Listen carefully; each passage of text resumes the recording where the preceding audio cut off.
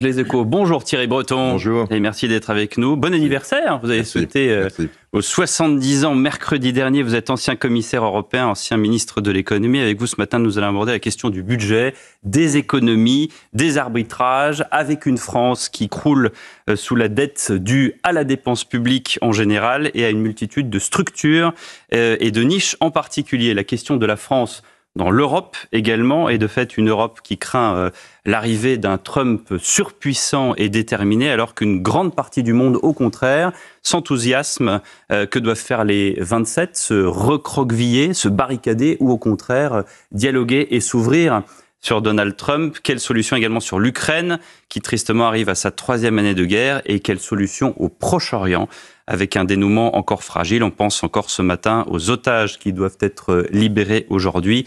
La trêve est suspendue, mais le Hamas vient de donner la liste des 3 otages qui doivent être libérés ce dimanche. Pour vous interroger ce matin, Christophe Jacubizine des Échos. Bonjour Christophe. Et Mathieu Bocoté. Bonjour Mathieu. Bonjour. L'accord de cessez-le-feu entre Israël et le Hamas devait débuter ce matin à 7h30 heure de Paris. Dans un premier temps, 33 otages doivent être libérés contre 737 prisonniers palestiniens au total. En ce dimanche, Israël attendait 3 premières otages. Le Hamas n'avait pas transmis la liste transmise il y a 20 minutes finalement.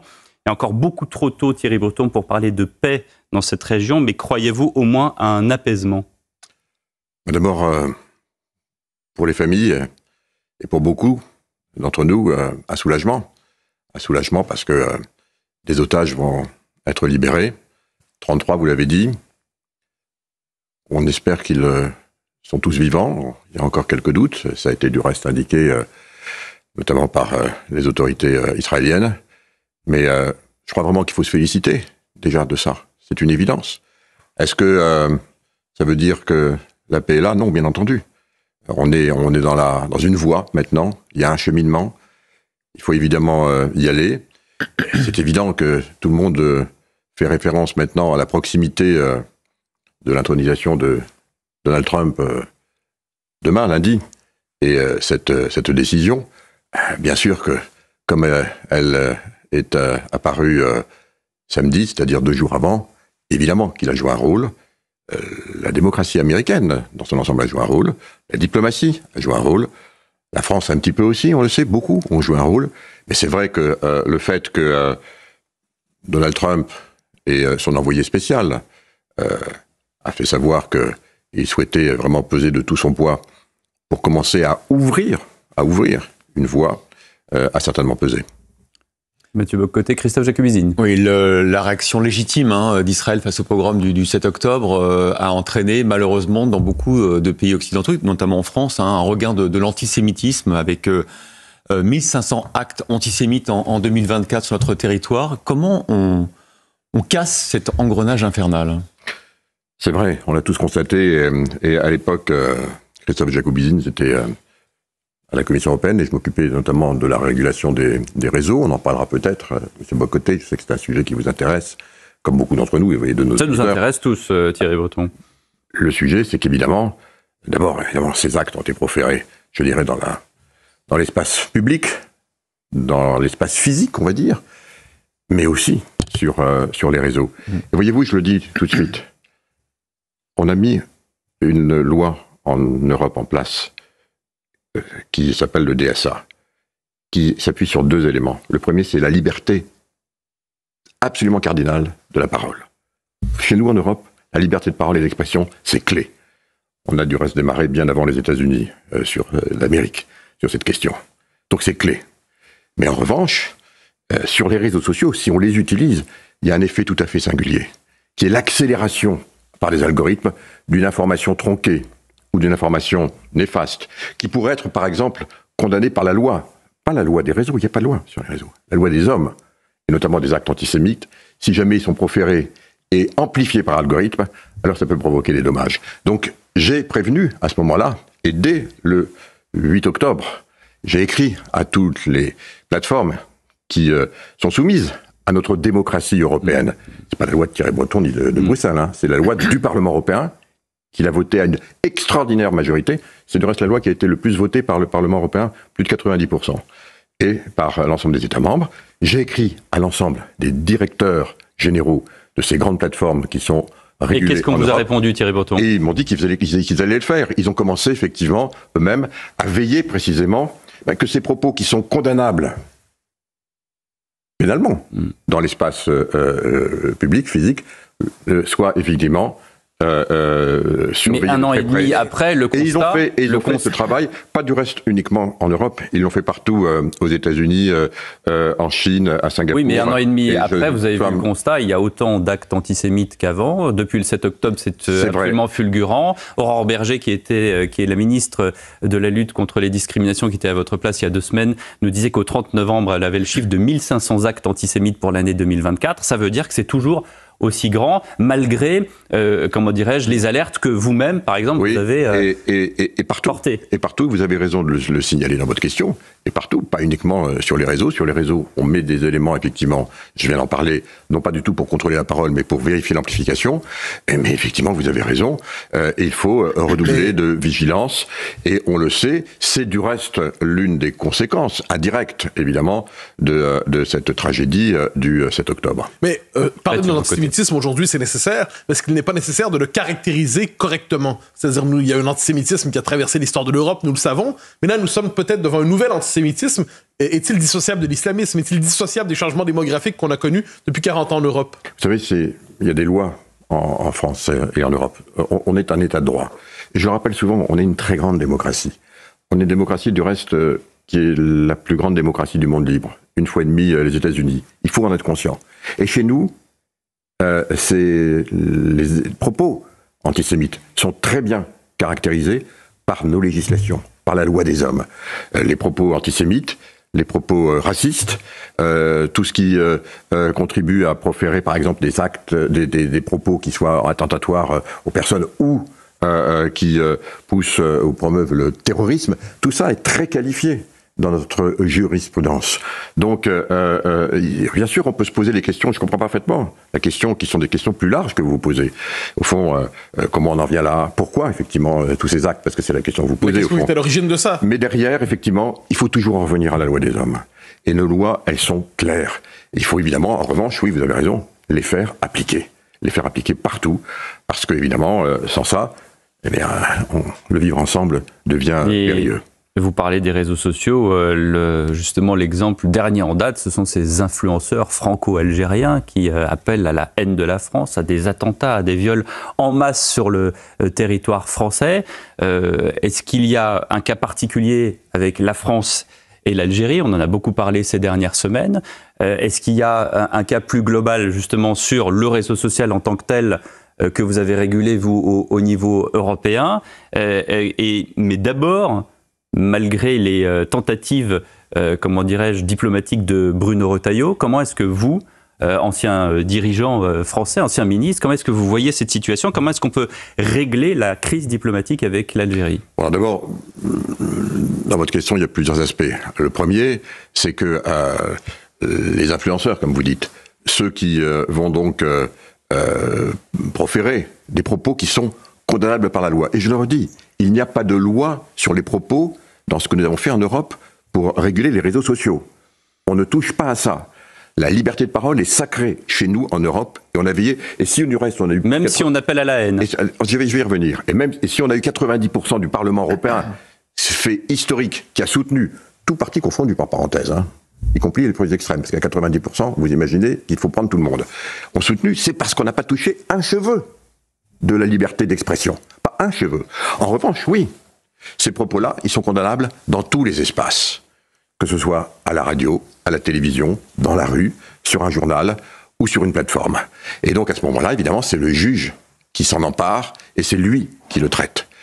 Et vous avez parfaitement raison, à partir du moment où des influenceurs, où qu'ils soient, profèrent ces propos qu'ils sont condamnables, eh bien oui, Bruno Retailleau a eu parfaitement raison de les expulser, tout simplement parce que c'est condamnable par notre loi. Mais l'Algérie les a renvoyés. C'est facile, si je peux me permettre. C'est-à-dire, c'est pas où qu'ils soient, ce sont des influenceurs franco-algériens qui font l'écho d'un régime vous avez parfaitement raison. À la France. Et vous avez parfaitement raison. Des Polonais ou des Finnois, il y a une dimension politique. Vous avez parfaitement raison, et c'est la question, la deuxième partie de la question de M. Lino, qui évidemment, bon, on les a expulsés, et c'était parfaitement légitime et normal, et évidemment, ils nous reviennent comme un ping-pong, ce qui n'est pas ni légitime ni normal. Et ça traduit effectivement, c'est votre question, une vraie crise, et il faut appeler un chat diplomatique, entre la France et l'Algérie. Alors, on connaît tous notre histoire, hein, on connaît tous d'où on vient, on connaît tous aussi le comportement, il faut le dire, des autorités algériennes, et notamment actuelles, et notamment vis-à-vis de la France, et la façon dont, quelque part, on manipule notre histoire. On a eu une histoire commune. Mais appeler un chat, est-ce que ça peut vouloir dire de l'État algérien, du régime algérien, que c'est le régime hostile à la France aujourd'hui? En tout cas, écoutez, ça en a tous les attributs. Quand on se comporte comme ça, c'est évident. Alors bien sûr, on remet ça dans le contexte de ce qui s'est passé au Maroc. Bien sûr, on remet ça dans un contexte général. Mais il est clair que là, sur cette question, on le voit, et sur beaucoup d'autres du reste, il va falloir évidemment reprendre de façon très à la fois volontariste, peut-être ferme, les relations avec ce PIB, avec lequel il est parfaitement naturel et normal d'avoir des relations que nous souhaitons apaiser. C'est pas le cas aujourd'hui, bien sûr, je le déplore. Thierry Breton est l'invité du Grand Rendez-vous. On se retrouve dans un instant, tout de suite. Économie, ancien commissaire européen et l'invité du Grand Rendez-vous européen, CNews Les Échos. Vous connaissez bien sûr Thierry Breton très bien. François Bayrou, vous connaissiez depuis longtemps. Le Parti socialiste ne l'a pas censuré cette semaine, mais au prix de beaucoup de concessions, on va y revenir. Qu'est-ce que vous diriez comme ça tout de suite? Est-ce que François Bayrou l'a fait pour la stabilité du pays ou pour d'autres raisons? Non, pour la stabilité, évidemment, et pour essayer d'avoir enfin un budget. Parce qu'enfin, écoutez, on vient de parler un peu d'international, mais il faut quand même le dire, et ça me fait vraiment pas plaisir, ce que je vais vous dire. Croyez-le bien. L'image de notre pays, en ce qui concerne sa capacité à gérer ses finances publiques, et même maintenant à faire un budget, elle est quand même très dégradée, et en Europe et dans le monde. On en est quand même au 4e Premier ministre, évidemment, en un an, 3e gouvernement pour faire un budget dont on nous avait annoncé, à juste titre, vraisemblablement, au printemps, qu'il allait être tellement dur que donc c'était la raison pour laquelle il fallait dissoudre, très bien. Un gouvernement, 2 gouvernements, et il est temps que ça s'arrête. Mais tout simplement, pourquoi? Mais parce qu'il faut donner aussi de la visibilité pour les entreprises. Parce que les entreprises, il faut bien le dire, elles sont aujourd'hui, pour beaucoup d'entre elles, à l'arrêt en ce qui concerne les investissements. Elles attendent d'y voir clair. Elles attendent de savoir quels vont être leurs impôts. On parle d'augmentation d'impôts dans un pays qui est le champion du monde, toute catégorie de la pression fiscale. Amélie de Montchalin l'a redit dans un article si jamais dans le Figaro. Augmenter les impôts, ça nous permettait d'être les meilleurs du monde en économie, ça serait, on devrait être vraiment les champions du monde. Eh bien non. On est les derniers élèves de l'Europe. Vous croyez que ça me fait plaisir? Non, parce que je sais que la voix de la France, évidemment, est affaiblie à cause de ça. Donc qu'est-ce qu'il a voulu faire, François Bayrou? D'abord, évidemment, enfin donner un budget à la France. Et c'est la raison pour laquelle, évidemment, il a conçu, avec, on le voit du reste, beaucoup d'habileté, parce qu'il est habile, donc une sorte de soutien à ce stade. Maintenant, on a évité la censure. C'est déjà une haie franchie. Maintenant, il va falloir faire le budget. Et moi, je le dis très clairement. Évidemment, en tant qu'observateur économique, je ne suis plus aux affaires. Mais je connais bien ces sujets. Je peux vous dire que quand on emprunte 300 milliards d'euros cette année pour faire nos fins de mois en France, que les taux d'intérêt sont maintenant à 3,5, que la différence avec l'Allemagne est de près de 90 points de base, et que tout ça va peser très lourd sur, je dirais, notre capacité à avoir des budgets équilibrés, et qu'enfin, on nous dit que on va passer de 6,1% de déficit en 2024 à 5,4, c'est ce qu'on attend en 2025.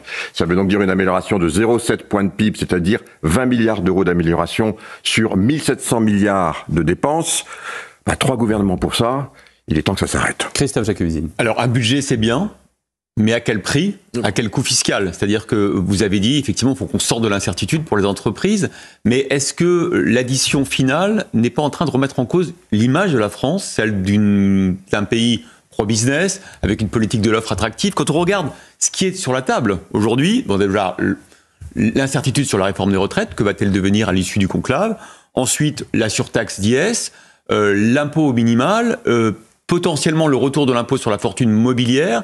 Est-ce que tout ça ne risque pas, est-ce que ça valait vraiment la peine pour avoir un budget et de la stabilité, d'avoir tous ces nouveaux impôts? Si ça valait la peine de consommer 3 gouvernements pour ça, vous avez la réponse dans la question. Maintenant, vous avez parfaitement raison de rappeler que depuis 7 ans, parce que la France a eu une ligne directrice claire, elle a donné une visibilité, une lisibilité pour nos entreprises et pour les entrepreneurs. Eh bien, la France est devenue le pays le plus attractif d'Europe en ce qui concerne les investissements.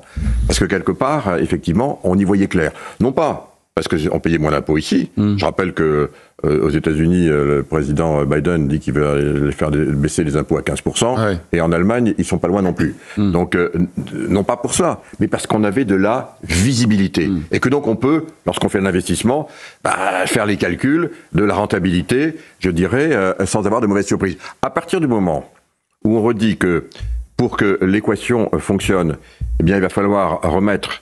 Et il y a un thème qui, je le dis sincèrement, et je sais que je vais peut-être choquer certains, mais quand on dit il faut vraiment dans ce pays, il faut de la justice fiscale, comme si les 4 gouvernements qui se sont précédés l'année dernière n'étaient pas des parangons de justice fiscale. Bien sûr, tout le monde est pour ça. Et la France est l'un des pays, les plus justes d'un point de vue fiscal. Donc, c'est pas la justice fiscale. Si c'est qu'il faut donner un petit quelque chose, parce que c'est ça dont il s'agit, là aussi, il ne faut pas se cacher derrière son petit doigt.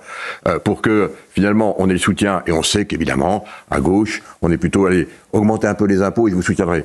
Mais à un moment, il faut voir le coût de tout ça. Et moi, je le dis très clairement. Il est absolument impératif qu'en France, on commence à s'attaquer vraiment à ce qui est aujourd'hui le problème, la dépense publique. Voilà. C'est le seul comment on fait pour faire fondre cet iceberg de la dépense publique?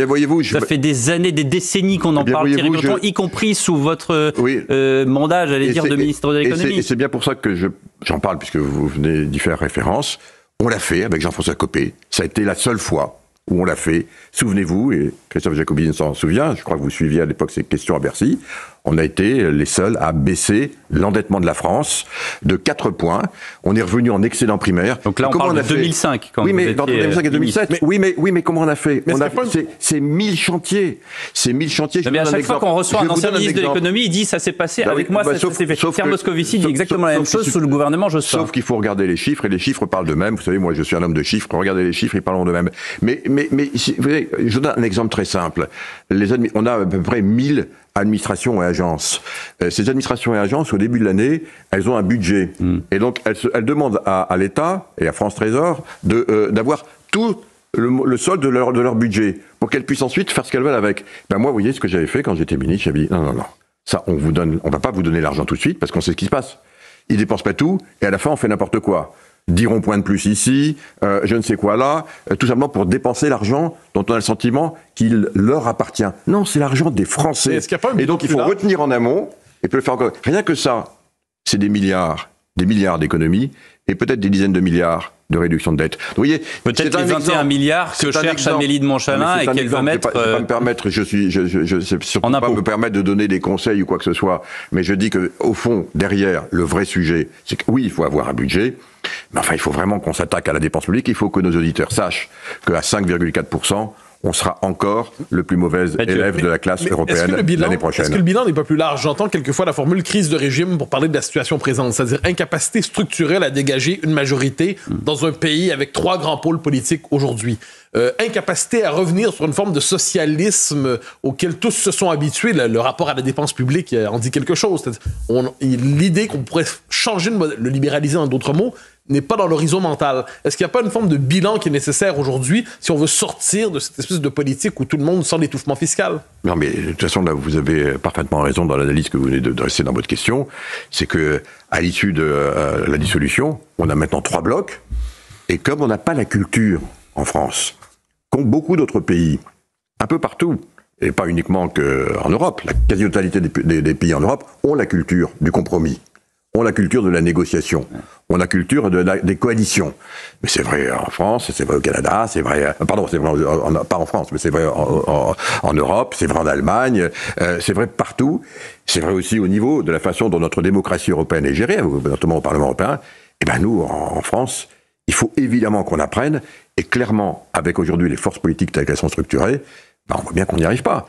Mais si la France veut devenir un pays, je dirais, moderne par rapport à quoi ? Par rapport à la fragmentation, désormais. On revient encore aux réseaux sociaux, sans doute à cause des réseaux sociaux, mais pas que, de toute notre classe politique et des partis politiques. On est dans un monde aujourd'hui, en particulier en Occident, où on n'a jamais été aussi fragmenté. Voilà, ça, et sans doute de façon durable. Il faut sans doute réinventer une façon de travailler ensemble, et pour nous, Français, apprendre à écouter les autres, à travailler sur un programme de coalition, c'est-à-dire faire des compromis dans l'intérêt de la nation. Vous appelez les extrêmes ? Mais bien entendu, avec tout le monde. Mais moi, c'est l'idée, par exemple, pour vous, il n'y a pas d'arc républicain ou d'arc de gouvernement, comme on les appelle. Pour moi, je le dis de façon très claire. Oui. Il faut avoir des priorités. Et on est aujourd'hui dans combien ? On a maintenant 2 ans devant nous, un peu moins de 2 ans. Et dans ces 2 ans, on sait bien qu'on ne va pas pouvoir faire des réformes majeures. Les réformes majeures, et celles qui peuvent précisément nécessiter à nos compatriotes de se positionner sur des programmes radicaux les uns et les autres, ce n'est pas pour maintenant, ce sera pour 2027. Il y a des réformes majeures, il y a les retraites. Les retraites sont sur la table. Pour maintenant, c'est sur l'économie.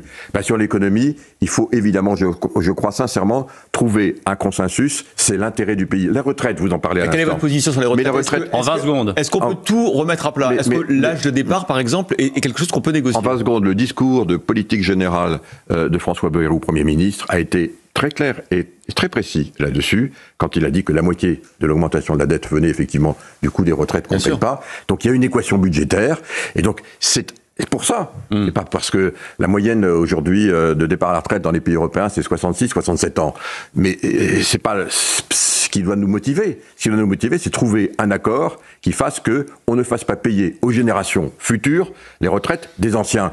Donc c'est à partir du moment où on trouve une équation qui fonctionne, c'est tout. Mais si on remet ça en cause, alors je vais vous le dire, si on remet ça en cause, les marchés financiers, comme ils l'ont peut-être fait en Grande-Bretagne, lorsque Madame Liz Truss, éphémère première ministre, a voulu faire des choses un peu, disons, exotiques d'un point de vue des finances publiques. On sait comment elle a été sanctionnée. Pour nous, si jamais cette réforme-là était remise en cause, je pense qu'on en paierait un prix élevé, sans doute effectivement sur les marchés. Thierry Breton, ancien commissaire européen, ancien ministre, est notre invité. Dans un instant, on parle de l'Europe face ou aux côtés des États-Unis. À tout de suite. Toujours sur le plateau du grand rendez-vous européen CNews, les échos, avec Thierry Breton, ancien commissaire européen au marché intérieur. Hier, on a appris que la première ministre italienne, Giorgia Meloni, sera présente à l'investiture de Donald Trump au Capitole. Alors, 2 questions en une. Est-ce que cela vous surprend et est-ce un bon signal pour l'Europe ? Non, j'ai cru comprendre peut-être que M. Orban aussi faisait partie... Ça, c'était acté, mais hier, on a appris... faisait partie du voyage. Voilà, bon, alors M. Orban, j'en ai pas été surpris parce qu'il me l'avait dit, lorsque j'étais allé le voir il y a quelques semaines de cela. On sait que c'est le principal interlocuteur de Donald Trump en Europe. Mais sur Giorgia Meloni elle-même. Alors, moi, je ne sais pas, il faudra peut-être poser la question, est-ce qu'elle a été invitée par M. Musk ou par M. Trump ? Je ne sais pas. Donc ça vous surprend pas. C'est unanime, il semblerait que l'Europe se barricade face à Trump. Il y a eu cette réunion à Budapest des 27, avec tout un plan. On a échafaudé, on a ressorti des tiroirs l'Europe de la défense, et on sait bien que l'Europe de la défense, à part la France, il n'y a pas beaucoup de pays qui y croient, sauf les Polonais peut-être qui mettent un point de PIB supérieur aux autres pays. Mais on a l'impression que l'Europe se barricade alors que le monde entier accueille Trump favorablement pour justement des échanges économiques. Qu'est-ce que vous en pensez ? Je crois que de toute façon, vous savez, tous les 4 ans, le monde entier accueille la nouvelle administration américaine et sait qu'on va devoir travailler avec la nouvelle administration américaine. Au fond, la question que vous me posez, c'est est-ce que l'Europe, et pas que l'Europe, avait anticipé la victoire de Donald Trump et cette victoire? La réponse est non. Mais c'est non, je crois, pour beaucoup d'observateurs. Et on le sait, 6 semaines encore avant, on était dans la logique, comme on dit en anglais, too close to call.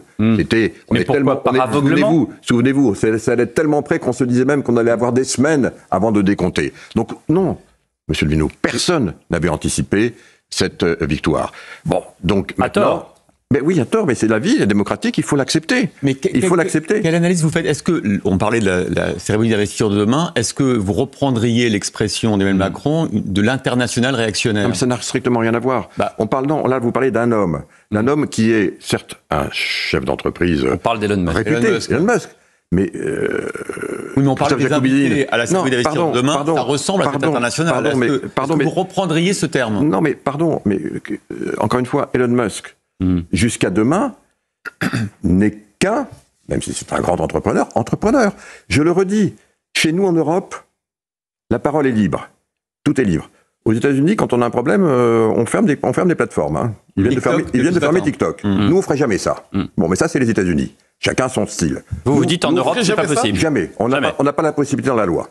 La loi, M. Bocoté, elle dit uniquement que si jamais une de nos plateformes ne respecte pas la loi européenne votée à 90% par tous les députés européens, eh bien, à ce moment-là, il y aura 6% d'amende. Et si jamais ça perdurait, il y a la possibilité de saisine d'un juge pour arrêter momentanément l'exploitation tant que le problème n'est pas réglé. Mais certainement pas faire ce qui s'est fait. Mais chacun son style. Vous entendrez dans le débat public, on entend de plus en plus l'idée suivante, et on revient en boucle, il y a deux modèles de liberté d'expression. La liberté d'expression à l'américaine, où on peut tout dire, entre guillemets, et la liberté d'expression à l'européenne, où les régulations sont de plus en plus nombreuses au nom de la lutte contre la haine, la désinformation, et ainsi de suite. Est-ce que vous acceptez cette idée qu'il y a deux modèles de gestion de la liberté d'expression? Non, mais vous savez... on revient au sujet, mais c'est un peu peut-être éloigné de la question, mais on revient au sujet. Encore une fois, chez nous, la liberté d'expression est cardinale. Je le redis avec force. Et évidemment, lorsque on a mis en place... Sauf qu'à l'extrême, vous l'avez dit, appel à la haine, etc. Oui, bien sûr, sauf évidemment ce qui est condamnable par la loi, par nos lois. Et ça, c'est un autre sujet. Ce qu'on régule, c'est encore une fois la capacité incroyable d'amplification algorithmique.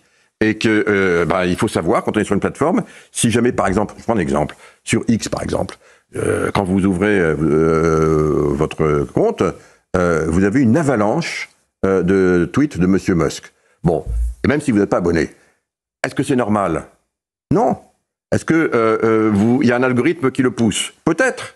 Est-ce que c'est légitime? Non, si je ne le sais pas. Donc vous voyez, c'est cette amplification qu'il faut qu'on sache. Alors pour revenir à M. Musk, il est jusqu'à demain un citoyen américain, certes, exceptionnel, mais il n'est qu'un citoyen américain, et à ce titre, bien sûr, il a le droit de dire tout ce qu'il veut, encore une fois, pour peu que ce ne soit pas...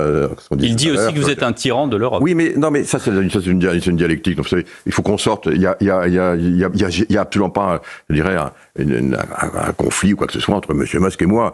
Moi, j'ai été... non, mais oui, il l'a déclaré. Oui, c'est pas le cas. Parce que moi, j'étais le régulateur. Je l'ai beaucoup vu. On avait des relations très courtoise, très respectueuse.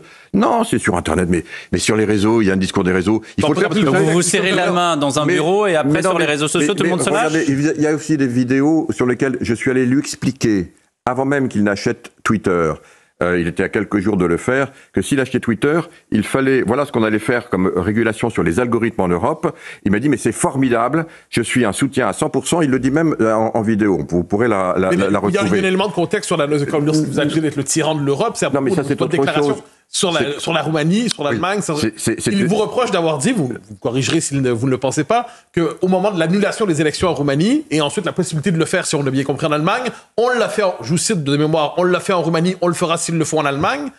Il vous accusait finalement de vous rendre complice, dans son esprit, de l'annulation des élections en Roumanie. Et c'est pour ça que, précisément, il faut avoir toujours un contradictoire. Je lui ai expliqué, non, tu as mal compris.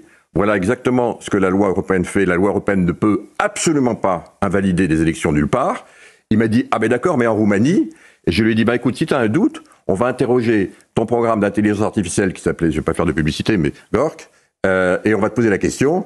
Et le programme a dit, c'est Thierry Breton qui a raison, c'est pas Elon Musk. Donc c'était clos. Mais qui est ce homme qui a fait quelque chose en Roumanie? Mais ça, c'est uniquement le Conseil constitutionnel. C'est le Conseil constitutionnel qui a décidé, alors là, ça ne m'appartient pas de dire ni pourquoi ni comment, qu'il allait invalider, mais c'est absolument pas, et je l'ai dit urbi et orbi, je le répète aujourd'hui à votre antenne, ça n'est absolument pas les lois numériques européennes qui n'en ont juste pas la capacité. En revanche, aux États-Unis, on le voit avec TikTok, elles ont cette capacité, mais ils ont peut-être une autre façon de voir. Christophe Jacobizzi. Vous expliquez effectivement que la réglementation européenne, c'est une manière de sanctionner dans le monde virtuel ce qui est sanctionnable dans le monde réel.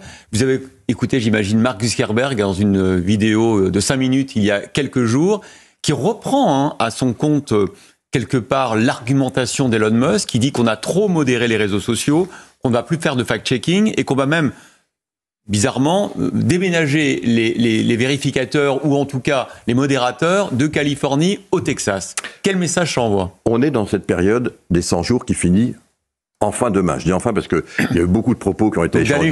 D'allégeance. Oui, mais Christophe Jacobizine, vous le savez comme moi, dans cette période des 100 jours, tous les 4 ans, l'ensemble des parties prenantes, des chefs d'entreprise, Wall Street, la tech, la Silicon Valley, se réadaptent par rapport à la nouvelle administration. Certains le font de façon modeste, digne, d'autres de façon plus visible, et puis je vous laisse les qualifier. Mark Zuckerberg, qui était un fort soutien démocrate. Le patron de Meta, Facebook. Par parenthèse, comme Elon Musk. Moi, j'ai connu Elon Musk, dans toutes nos interactions, c'était vraiment un fervent démocrate. Il avait financé Hillary Clinton, il a financé Biden, il a financé Obama, il était vraiment démocrate. Hein. Bon, il n'est que républicain que depuis 5 mois. Et il est même maintenant en train de passer un peu plus que républicain. Bon, mais c'est pas toujours facile à suivre, mais encore une fois, c'est leur responsabilité, j'ai pas à la commenter. Mark Zuckerberg a fait comme tout le monde, c'est un peu... Pardon, cette expression un peu triviale, mais au fond, bon voilà, c'est un peu les rois mages, quoi. On vient, on apporte évidemment ce qu'on a apporté. Il savait que ses propos allaient être bien reçus. Qu'est-ce qu'il dit ? Il dit que les modérateurs, là encore une fois, le DSA européen n'impose pas les modèles de modération. Si on veut des notes, si on veut, on fait ce qu'on veut. Il faut uniquement expliquer comment on modère. Eux, ils avaient modéré avec des individus. Ils les avaient localisés en Californie, dont on sait que c'est, disons, l'état du wokisme, on va dire, qui n'est plus très à la mode.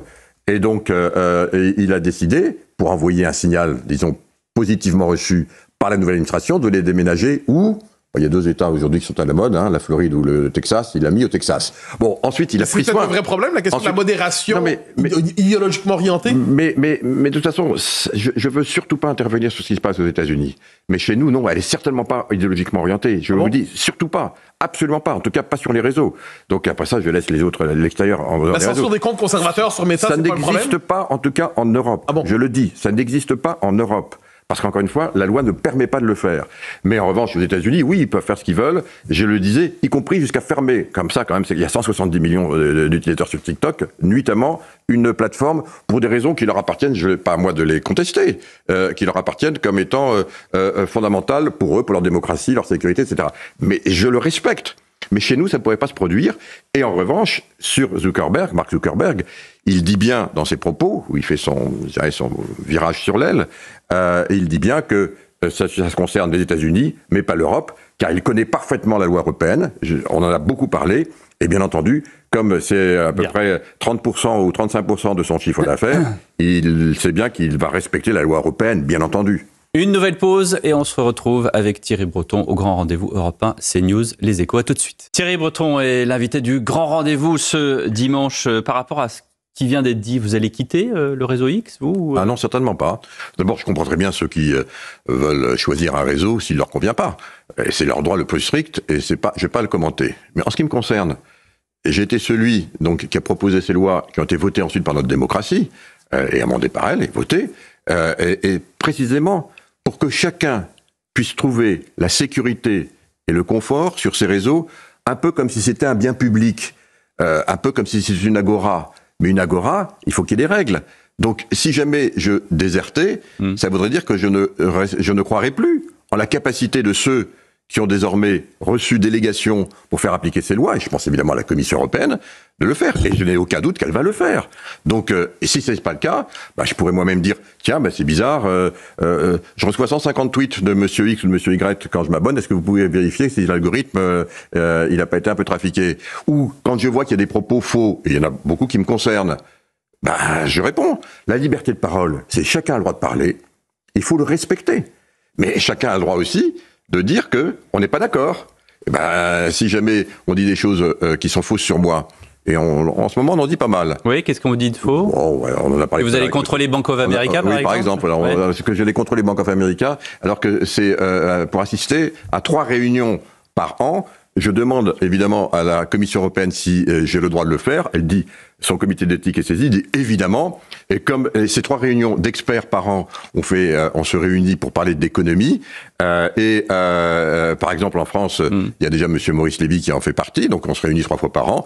Que je sache, M. Maurice Lévy n'a pas déserté Publicis et n'est pas désormais maintenant salarié de Banque of America. Donc voilà, donc il suffit de le dire. Quand même, parce que vous êtes le symbole justement de cette résistance européenne à une forme d'impérialisme américain, notamment dans les réseaux sociaux, on en a beaucoup parlé. Le fait que vous soyez au comité consultatif d'une banque américaine, vous n'avez pas peur que ça brûle votre image? Mais écoutez, je l'étais avant. Je faisais partie de c'est encore une fois, c'est 20 personnalités mondiales qui se réunissent 3 fois par an, donc pour parler d'économie. C'était le cas avant que je sois à la commission. On me propose de refaire. Je demande à la commission, son comité d'éthique, s'il y a un problème. Elle dit qu'il n'y a pas de problème, dont acte. Et si je suis pas un salarié, je suis pas un employé. Mais justement, il y a une question à laquelle vous... Mais donc, voyez, il faut répondre. C'est des cas comme ça. Si jamais on n'est pas sur les réseaux, on laisse dire les complotistes, parce qu'il y en a beaucoup et je ne vais pas les citer, mais enfin, puis à la limite, chacun dit ce qu'il veut. Mais moi, il faut que je puisse précisément en parler. Pendant 4 ans, on a par exemple, quand on parlait de l'effondrement cognitif visible du président Biden, on accusait ceux qui constataient la chose de complotisme. Ensuite, il s'est retiré dans des circonstances que l'on sait parce que tout le monde a constaté qu'il n'était plus exactement au rendez-vous. Donc ça, on a abusé du terme de complotiste pendant longtemps.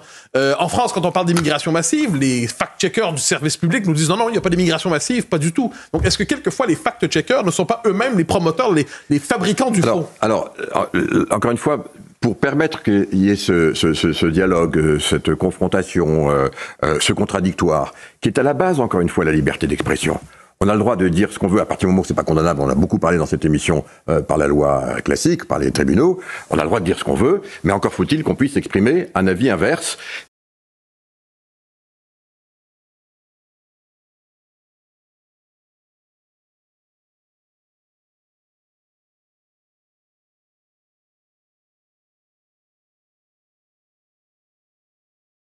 Nous, qui sommes les régulateurs, de dire voilà comment il faut bien penser et voilà comment il faut mal penser.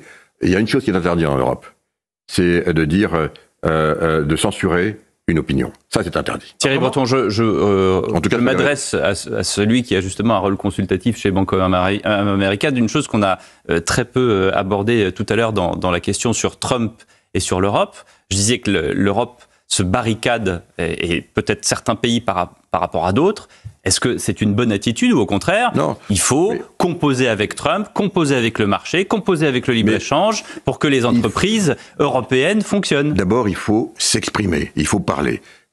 Puisque vous parlez de ces réunions 3 fois par an, avec Maurice Lévy, on va représenter la France et l'Europe et on va faire entendre dans ces milieux économiques la voix de la France et de l'Europe. Il faut parler, il ne faut pas rester cloîtré. Il ne faut pas rester cloîtré non plus, nous, en Europe. Et c'est vrai, vous avez raison. Je l'ai dénoncé encore ça veut dire, notamment sur les droits de douane, on ne va pas mettre des droits de douane contre des droits de douane. Non, j'estime qu'on a été trop mutique. Il faut maintenant effectivement parler. Mais quand je dis parler, c'est parler d'une seule voix. L'Europe est un grand continent. On est 1,5 fois plus grand que les États-Unis. Je le rappelle, on est une grande démocratie. Mais bien entendu, les États-Unis sont nos alliés. Ils le resteront pendant longtemps. Mais c'est des partenaires sur les droits de douane, commerciaux. Et effectivement, on sait qu'il va être très transactionnel, le nouveau président des États-Unis. Moi, je le connais bien, puisque j'ai eu affaire à lui dans mon dernier mandat. Donc, on le connaît. Mais derrière, il faut évidemment rentrer dans cette dialectique. Il faut rentrer dans des bras de fer.